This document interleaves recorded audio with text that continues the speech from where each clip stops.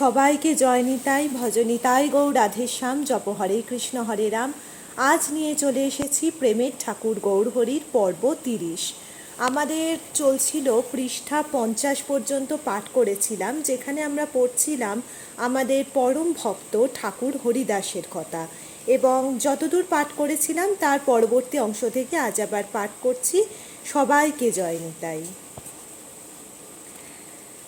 মুক্তিপথের সন্ধান পেয়ে হরিদাস তখন নাম করতে করতে পরম সাধু হয়ে সমস্ত সংসার ত্যাগ করে বেনাপোলের নিকট জঙ্গলে ছোট্ট একটি কুটিরে আশ্রয় নিয়ে উচ্চৈ স্বরে হরিনাম করে কালাতিপাত করেন। হরিদাসের বিশ্বাস যে হরিনাম করে কেবলমাত্র সেই মুক্তি লাভ করে না, যে অমৃতময় হরিনাম শ্রবণ করে এমনকি স্থাবর জঙ্গম গুল্মলতা সমস্তই অনায়াসী মুক্তি লাভ করে। নামামৃত পানে বিভোর হরিদাসের কোনো কিছুরই অভাব বোধ থাকে না। হরিদাস মুসলমান হয়েও হরিনাম করে মহাপুরুষ হয়েছেন। এতে মুসলমান অধিকারীগণ তার উপর নানারূপ উৎপীড়ন করে হরিনাম না করার জন্য তাকে আদেশ করেন। এমনকি 22 বাজারে বেত্রাঘাত করে প্রাণ বধ করার ব্যবস্থাও করা হয়। কিন্তু নামময় হরিদাসের প্রাণবধ করা তো দূরের কথা, তার শ্রীঅঙ্গে একটি আঘাতের চিহ্ন পর্যন্ত দেখা গেল না। হরিদাস ধ্যানযোগে নিমগ্ন হওয়ায় আঘাতকারীগণ তাকে মৃত জ্ঞানে গঙ্গায় ভাসিয়ে দিলেন। পতিত পাবনী গঙ্গায় ভাসতে ভাসতে শান্তিপুরে এসে তিনি বৈষ্ণবাচার্য অদ্বৈতের সাথে মিলিত হন এবং গৌর অবতারের কথা শুনে নবদ্বীপে আগমনপূর্বক 22 বৎসরের যুবক মূরতিমন্ত নাম রসময় বিগ্রহ গৌর চরণে মন প্রাণ সমর্পণ করেন। গৌরহরি বলেন, হরিদাস আমার কাছে এসো, আমাকে দর্শন করো। হরিদাসের থেকে জোর হস্তে প্রভুকে বলেন, প্রভু আমি নীচ অধম, তুমি আমাকে এত কৃপা কেন করছো? আমি তো এত কৃপার যোগ্য নই। তুমি যতই আমাকে কৃপা করছো আমি ততখানি অধম ও অযোগ্য সেটা বুঝতে পারছি। তাই বলছি তুমি আমায় ডেকো না প্রভু, আমি বেশ আছি। শুধু বলো তোমার ওই দুটি চরণে যেন মতি থাকে, আর মুহূর্তের জন্য তোমার মধুমাখা পতিত পাবনী নাম যেন না ভুলি। প্রভু বলেন, হরিদাস তোমার মতো আপনজন আমার আর কজন আছে বলো? তোমার দৈনে আমার বড় কষ্ট হয়। আমি বলছি তুমি আমার কাছে এসো। শ্রী ভগবানের এমন মধুর আহ্বান হরিদাস আর থাকতে পারেন না। অন্যান্য ভক্তগণও বিশেষ পীড়াপিড়ি করেন।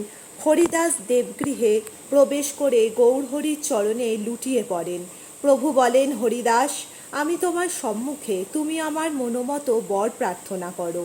হরিদাস বলেন, প্রভু আমাকে এই বর দাও, আমার মনে যেন কখনো কোনো অভিমান না আসে, আর তোমার ভক্তের প্রসাদ যেন লাভ করতে পারি। প্রভু বলেন, তোমার কোনো ইচ্ছাই অপূর্ণ থাকবে না। শ্রীমন মহাপ্রভু হরিদাস ঠাকুরের অধোনমিত বদন পানে তাকিয়ে বলছেন, হরিদাস তুমি বলেছিলে প্রভু এরা অবোধ, কি করছে জানে না, এদের রক্ষা করো। সেই কারণে আমি চক্রহস্তে উপস্থিত হয়েও পাষণ্ডদের বিনাশ করতে পারিনি, তোমাকে কোলে নিয়ে আঘাত হতে রক্ষা করছিলাম, আর তোমার প্রার্থনা মতো তাদের চিত্ত নির্মল করে দিয়েছি। হরিদাস আমার ভক্তের বাসনা কখনো অপূর্ণ থাকে না। এইভাবে সকল ভক্তকেই আহ্বান করে বিশেষ কৃপাদানে তিনি কৃতার্থ করছেন। ডাকেন না কেবল মুকুন্দকে। যার মধুর কণ্ঠের কৃষ্ণ কীর্তনে ভক্তগণ পরিতৃপ্ত, এমনকি মহাপ্রভু স্বয়ং যার কীর্তনে নৃত্য করেন, সেই মুকুন্দ ভাবছেন প্রভু আমায় ডাকছেন না, আমি নিশ্চয়ই অপরাধী ভেবে ব্যাকুলভাবে ক্রন্দন করছেন। মুকুন্দের দুঃখে শ্রীবাস প্রভুকে নিবেদন করে বলেন, প্রভু আপনার মুকুন্দ যে বাইরে বসে কাঁদছে, ওকে একবার কাছে ডাকুন। প্রভু ঈষৎ ক্রুদ্ধ হয়ে বলেন, যে ব্যক্তির ভক্তির বিন্দুমাত্র অবনমনা করে সে কখনো আমার হতে পারে না। চঞ্চলমতি মুকুন্দ ভক্তের নিকট ভক্তিকে বড় বলে, আবার পণ্ডিতদের মহলে ভক্তিকে অবনমিত করে জ্ঞানকে বড় করে। মুকুন্দের আমাকে দেখার কোনো অধিকার নাই। শ্রী গৌরাঙ্গের গুরুগম্ভীর দণ্ডবাণী শ্রবণ করে মুকুন্দ মনে মনে ভাবে, আমি যেইরূপ অপরাধী আমার সেইরূপ দণ্ডই হয়েছে। প্রভু আপনজন ছাড়া কাউকে দণ্ড দেন না, কিন্তু আমি কি কখনো প্রভুর দর্শন পাবো না? এ কথা মনে আসতেই তার হৃদয় উদ্বেল হয়ে ওঠে, নয়নধারা ঝরে পড়ে। সেখান হতেই প্রভুকে শুনিয়ে শ্রীবাস পণ্ডিতকে বলেন, অনুগ্রহ করে জিজ্ঞাসা করুন তো, আমি কি কোনোদিনও তার দর্শন পাবো না? দ্বন্দ্ব দিতে গিয়ে ভগবানও বেদনাহত হন। শ্রী গৌরাঙ্গের পদ্মপলাশ আরক্তিম নয়ন দুটি কারুণ্য রসে টলমল করে।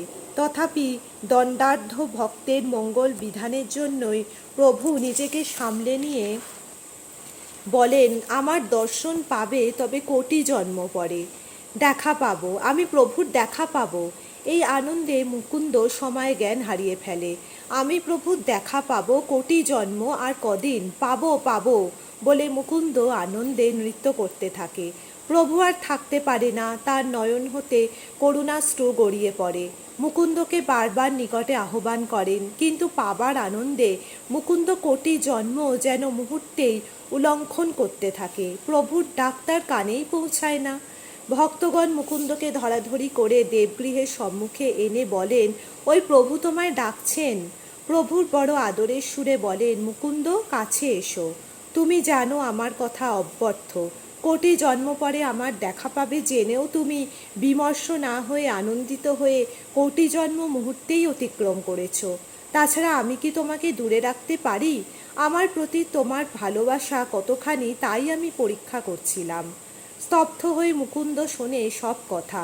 তারপর প্রভুর দুটি চরণ জড়িয়ে ধরে নয়নধারায় ধৌত করে বলে, আমায় ক্ষমা করো প্রভু। গৌরহরি মুকুন্দকে কোলের মধ্যে টেনে নেন। প্রভুর নয়ন হতেও করুণা ধারা গড়িয়ে পড়ে ভক্তের মস্তকের উপর। ভক্ত ভগবানের এই গভীর ভালোবাসা ও মিলন সুখ দর্শন করে সকলেই আনন্দে বিবশ হন। ইহার পর শ্রী গৌরাঙ্গ ঐশ্বর্য পরিত্যাগ করে পরিপূর্ণ মাধুর্য রসে ভক্তদের সঙ্গে বহুবিধ বিলাসানন্দে নিমগ্ন হলেন। আজ আর পাঠ করছি না, আজ প্রেমের ঠাকুর গৌরহরি পাঠ এই পর্যন্তই। সবাইকে জয় নিতাই, এবং আমার পাঠে কোনো ভুল ত্রুটি হলে দয়া করে ভক্তগণ নিজ গুণে ক্ষমা করবেন এবং আশীর্বাদ করুন যেন আবার আপনাদের সামনে নিয়ে আসতে পারি খুব তাড়াতাড়ি প্রেমের ঠাকুর গৌরহরি পাঠ। সবাইকে জয় নিতাই, জয় ঠাকুর গৌরহরি, জয় শ্রী গুরুদেবের জয়, জয় নিতাই।